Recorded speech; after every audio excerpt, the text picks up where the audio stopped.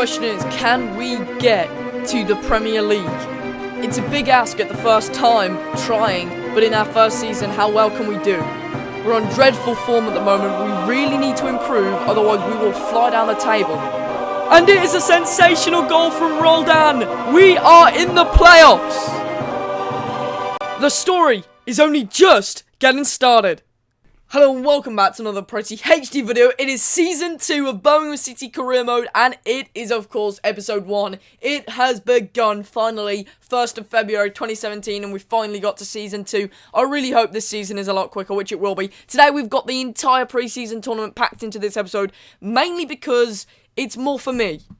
And by that I mean it's for me to practice. Yes, you might be interested into seeing how well we're doing this year at the start. Of course, from the first game, not very well, with Tenerife taking a very good lead with a beautiful goal and taking a 2-0 lead then. But basically, I just wanted to show you the snippets of the preseason tournament because it was just for me to learn how my team is playing at the moment.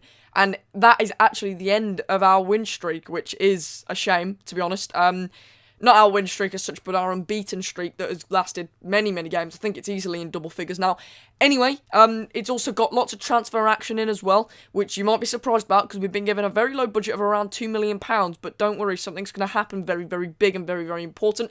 New youth scout has been dispatched, and it should be a really, really good one, hopefully. I've got it really high in the catalogue.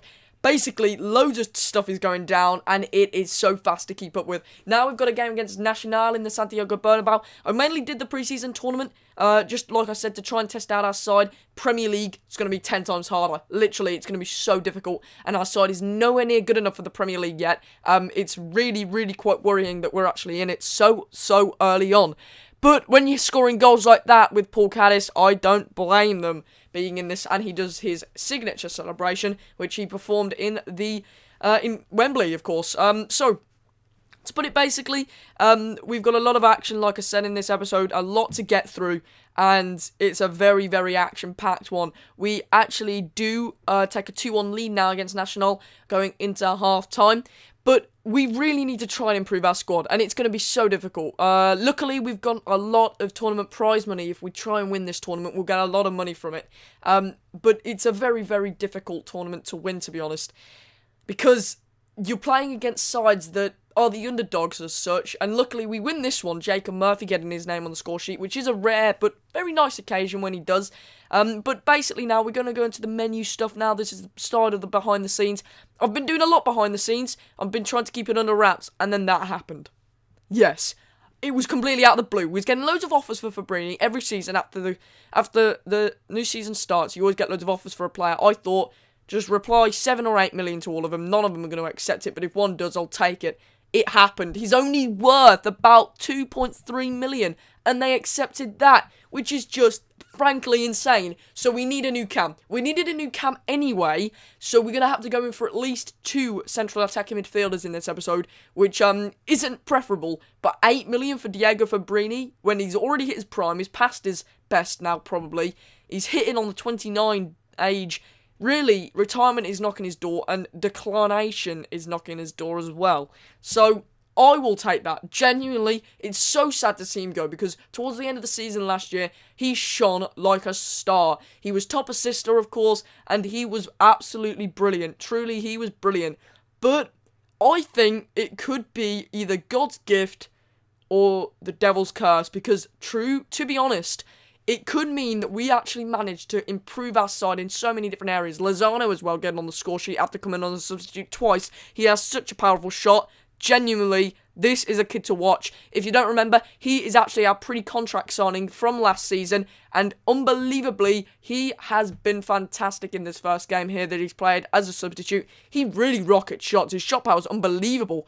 Genuinely, that was with no sliders or anything. That's his genuine shot power. It shocked me as well. Genuinely, it shocked me. So yeah, a real man to watch, a youth player. Well, not a youth player as such, about 21 years of our age, and I knew back 6 months ago, career mode time, that I really would be stuffed striker-wise next season. Donaldson's declining and everything, so everyone's getting old. Jutkovic is gone, so I knew I had to get a precontract. Preferably, I wanted to do a signing then, but I knew that wasn't possible. Our tournament prize money so far is 1.42 million. I think, or is that 6-2? One of them, anyway. Casey Palmer is another one we're going in for, but his strength is quite poor, I believe, so I might not end up signing him in the end. And again, left-back improvements, that's exactly necessary. We've got Jonathan Grounds, who needs to be improved. Liek Tupen can go out as well. I found this CDM as well, who is clearly very good, because he's on the free agents, and he's got very good stats from the off. And when I do scan him further, you do find out that he is very good. So he's a must-buy, really, for free. CDM-wise, we've got Teshe, and we've got... or someone says I'm meant to pronounce that Tesh, I'm not really sure. Goalkeeper-wise as well, obviously. Kujak went last year. He's ran out of contract. Despite being the top clean sheet player, I was sort of okay with that. Because he is old anyway, we needed a new keeper. So Didalon is our man on our targets so far. As you can see, players have gone. Fabrini's gone, but Laszlo Benez and Han Chan-hee, I believe, are on the transfer confirmation stalling at the moment. I really don't know which one to go for.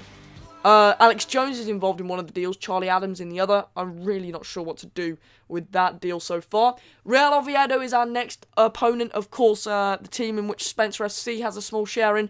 Luckily for them, they are in the Santiago Bernabeu, so they haven't had to travel hardly anywhere near as far as us. But we've had a hell of a tournament so far, apart from that slip-up against Tenerife, who is, of course, Lozano's former side. We've had a very good tournament. Roldan goes through here against Oviedo, hits the post, unfortunately, early on. And now we get another chance with Roldan, the youngster. He finishes it off. It's great to see Roldan off the mark already this season, because Roldan could be key for us for the future and for the present, because he's already breaking into the first team very quickly. If you remember that goal he got against Huddersfield recently as well, last season, which, of course, was vital in sending us into the playoff position. And to be honest, he's a hero for the club now. Elsewhere now, we've got Oviedo with another chance, and it is a rocket of a shot. Fair enough. Absolutely fair play. When you'd concede shots like that, we conceded a good goal against Tenerife. We're conceding quite a few. We're slipping quite a few goals in, making me slightly worry about the defence. I'm wondering maybe Christian Ramirez could be a good option. The new CDM is a youngster as well, almost like a new Gerrard. Bit early to say, but you know that free agency is good, because normally you're looking through the free agency, seeing a lot of red stats on the estimated stat region, and you're just thinking this guy is good because he's got a lot of greens. Anyway, penalty kicks now. You can see what's going on because it goes straight to penalty kicks. Of course, last season we didn't do too well in the preseason tournament on penalties. Hopefully we can do better this time. We have the advantage so far because of the first miss from Oviedo, which is a real God blessing, to be honest.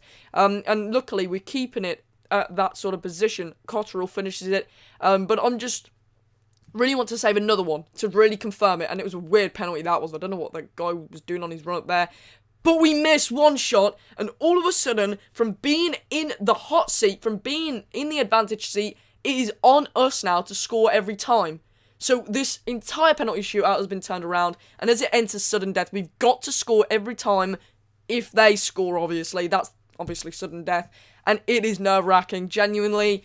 And that, luckily, goes in. Quite a lot of penalties scored now. This is a long penalty shootout. Very close there from Kujat. It's taken by Spectre. It's hit! And Spectre misses. The USA player misses. And Oviedo win. I don't want to say it's embarrassing as such, because Oviedo are a respectable side. But semi-finals, worse than last year. Shame we couldn't get more tournament prize money. But I think we were slightly unlucky. I mean, you didn't see all the extended highlights, but we were dominant in that game, to be quite frankly honest. And we were close to a few of them penalties there. I'm not great at penalties either. So, you know, it's up and down. We've got positives to take from this tournament. We can get home now, get back to Birmingham, try and regroup and get our squad together now with the money that we've got from the Fabrini sale and from this tournament. So let's get back to Birmingham. Let's try and put things right. It's certainly not going to be easy, not at all, because, to be quite frankly honest, we don't have a good enough side for the Premier League right now. Our predicted finish, according to the media, is 20th, and we are in a lot of crap, because we have no money to invest back in if it wasn't for this Fabrini sale. So luckily, this tournament money, along with the Fabrini sale, has really pumped some money into our side, yet we have no central attacking midfielder. We have only 2 strikers, which I think we'll manage with for now. Luckily, this is our first signing of the season. It is the big man. Carl Williams does join up with the squad. 69 rated, 19-year-old. His player info isn't too great. 2-star weak foot and 2-star skill moves. But at 19 years old, and his work rates aren't great either, but at 19 years old, look at some of these stats that are coming up right now. They're pretty decent. Look at his physical. Very good, very good. Han-Chan He, are we going to sign him? It was a long ponder, this was. I didn't know what to do, because I had 4 cams in the making. 2 of them were high quality, more expensive, and then 2 of them were lower, less expensive. Luckily, I went for Han-Chan He, and hopefully he'll prove to be good. You'll find out next episode who else we sign. Make sure you're there for episode 2 of Birmingham City Career Mode. It is a cracker.